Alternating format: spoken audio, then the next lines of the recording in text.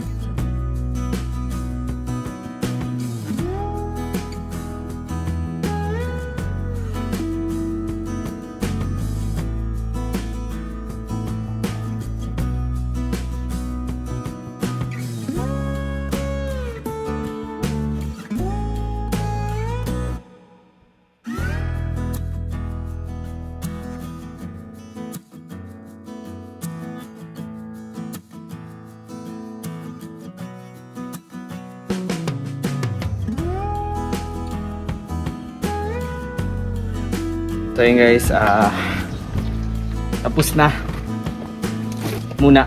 So mamaya naman yung iba, dami-dami pa yan. So dito pa po kukulang yung ating bulansina. Kaya next time naman malagay itong processing area lang at malatagan natin net at mapantay natin yung gilid para hindi masira yung net. Then ayan, gusto ko na makapagsimula para nagka-count na lang tayo ng days. Then mapag-aralan na natin ng maayos. So yun guys, like and share tayo. Don't forget to skip ads. Maraming salamat. God bless. Kain muna po kami. Abangan niyo po yun sa upload po ni Kuya Alpi. Siyempre maraming salamat sa kanya. Tinulungan tayo sa pagyasyas habang di pa tayo nakaka-recover. At ako'y galing sa pagsusuka kahapon. Ayan, pasitabis na kumakain. At ako po ay na-acid. Ewan kung bakit. Natulog lang naman ako. So nalamigan siguro. So yun guys, maraming salamat. Let's go. So yun guys, napakainit ang panahon. At dito tayo sa kubong maliit. At malamig. So ang sarap ngayon ng halo-halo. Kalpi, masarap yung halo-halo ngayon.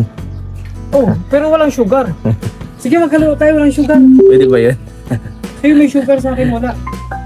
So, sarap ng halo-halo.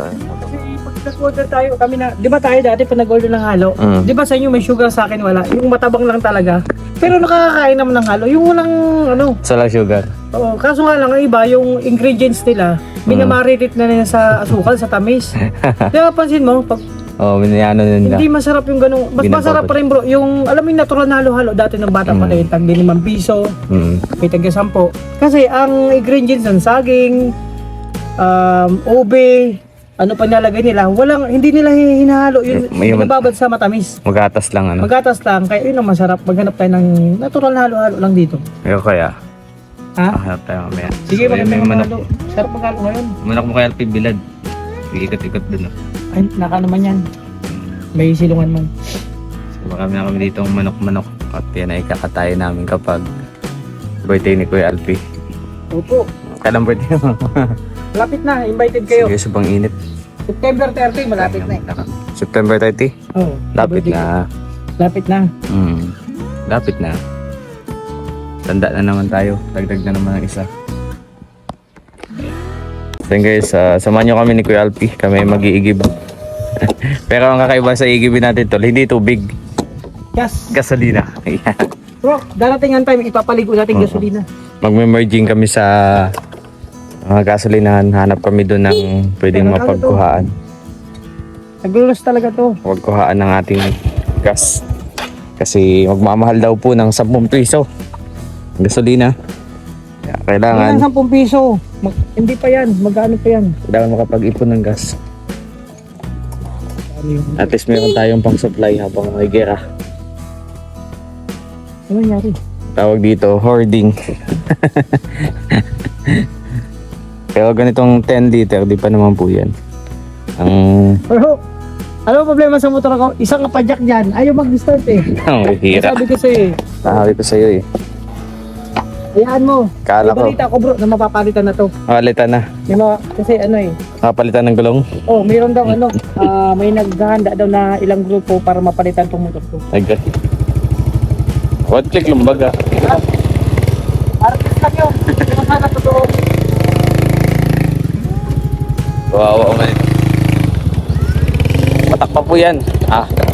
Nibiyahe po namin ng Soxy yan. Grabe. Pero gusto kong dalhin to, mababa na. Lapang pa to, guys. Yeah. Papuntang mulo, tawid-tawid yung Danao, lapang pa to. Baka tayo ano dito Nasa cross ano? Motocross. Tumatalon-talon.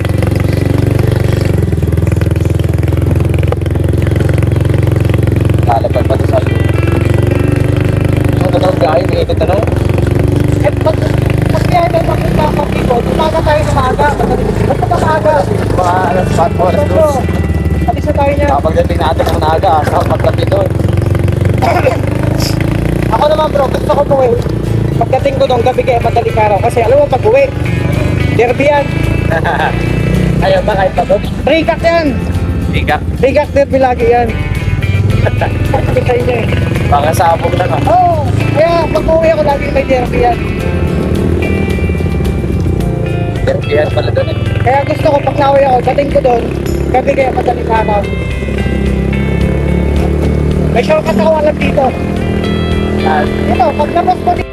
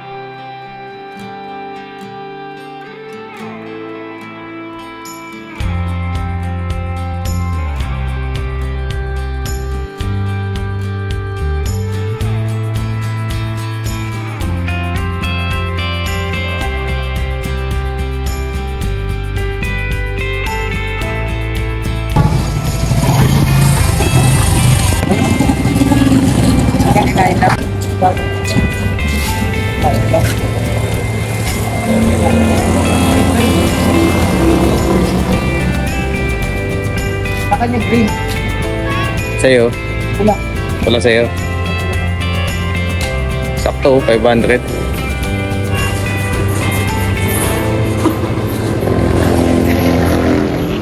Pag nag-long distance kasi ako pula ginagamit ko. Wala sa'yo? Mainit sa makina kasi yun. Pero mas persado yun. Yun, oh. Umpisa mo na kasi pula sa akin. 595 yung isa pa. Okas na kasi. Ito ka. Okay lang yan, mga pugak-pugak lang yung motor mo. Mga ganun-ganun. Hoarding ka ha, bawal yan. Nag-hoard ka ng gasolina ha.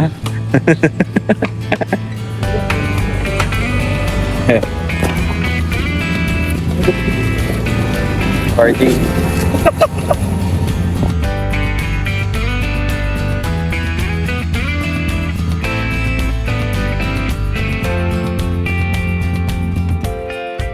Yan.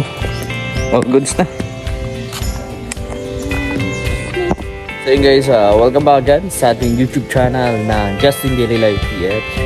At ayan, another start, another moment na naman tayo dito sa ating mini greenhouse. At syempre may project din si Kuya Alpi, yung kanyang manukan doon. So, yun sa kanya. So, tapusin natin to. Pansin nyo, pantay-pantay yan.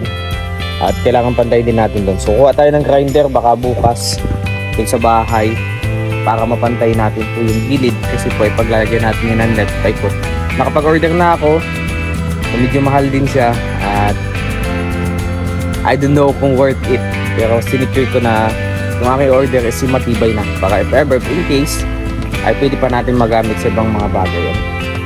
So ayun guys, wala pa nakakahula, you can comment down below the exact price ng ating investment na dito sa ating hydroponics. At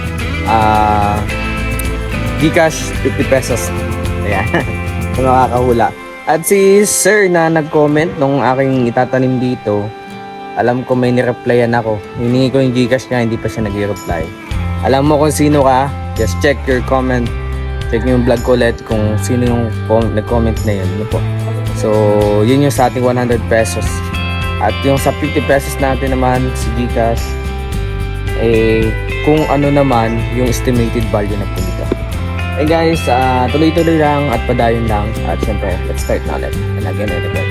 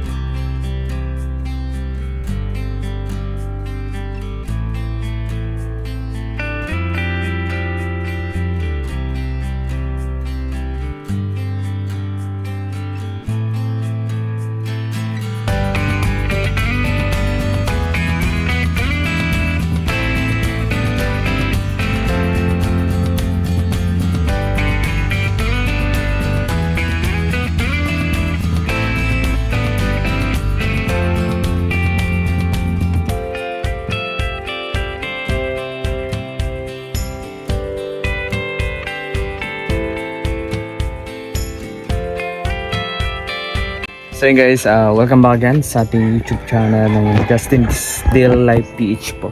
So tapos na yung ating patungan. Susunod ay gawin ko yung installation bago natin kapitan ng net. Para meron na po ditong ilaw po dito sa ating mini greenhouse. Kasi kailangan yun kasi pag magtatanim tayo, mostly hapon o gabi tayo magpo-proseso. Kaya ayan, medyo oily na ako sa camera din yan. Okay na, matibay na. So pwede na ditong higaan. Kung may bibisita man dito, pwede na dito matulog kung walang pananim. So di ko kalain na makakagawa tayo ng ganito, na free labor. So ayan, estimated ulit, kayo nang pambahala kung magkano. So grabe, nakaka-amaze na meron na tayong ganito. Itong kabila, habang hindi pa nagagamit kasi dalawa pa lang naman yung aking box na paglalagyan. So dito lagyan ng duyan. So soon, lalagyan na din natin yan ng kawayan para pwede na din natin lagyan ng ating pinoproses. So ngayon, ito na muna. So tapusin natin to. So ayun guys, like and share tayo. Don't forget no skip ads. Maraming salamat and God bless. Thank you sa pang suporta, sa nanonood. Sa more updates, more agri-farming, more buhay estudyante, buhay negosyante, lahat ano matututunan nyo dito sa aking YouTube channel. Just like, at sa mga bago pa lamang, you can subscribe at pwede din manood na aking mga reels na ma-educate po kayo. At pero din akong TikTok affiliate, so pwede din kayo manood sa TikTok affiliate para sa mga ginamit kong materials makikita nyo doon. So yan, like and share tayo guys, and God bless.